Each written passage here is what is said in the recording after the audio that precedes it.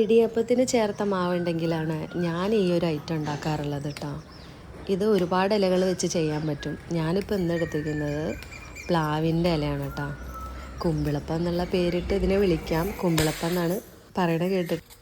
എന്നിട്ട് കുറച്ച് നാളികേരം ചിരകി അതിൽ പഞ്ചസാരയോ ശർക്കരയോ ചേർത്തൊന്ന് മിക്സ് ചെയ്ത് വെക്കുക.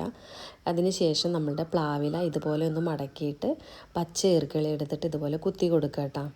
അപ്പോൾ കുമ്പിൾ റെഡിയാണ്, പ്ലാവില കുമ്പിൾ. ഇനി ഇതിലേക്ക് നമ്മൾക്ക് മാവ് ഇട്ടിട്ട് ഒരു ഗ്യാപ്പ് ഇട്ട് കൊടുക്കാം.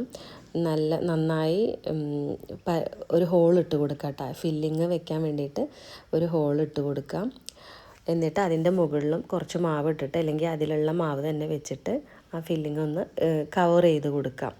അപ്പോൾ നമ്മളുടെ കുമ്പിളിൽ ഇത് റെഡിയാണ്. ഇനി ഇത് ആവിയിൽ വെച്ച് വേവിച്ചെടുക്കുകയാണ് വേണ്ടത്. പണ്ടൊക്കെ എല്ലാവരും ഇതുപോലുള്ള പലഹാരങ്ങളൊക്കെയാണ് ഉണ്ടാക്കിയിരുന്നത് കേട്ടോ.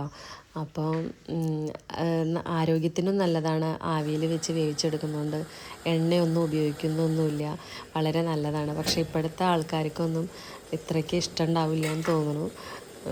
എല്ലാവരുടെ കാര്യം അങ്ങനെയൊക്കെ തന്നെയാണ്.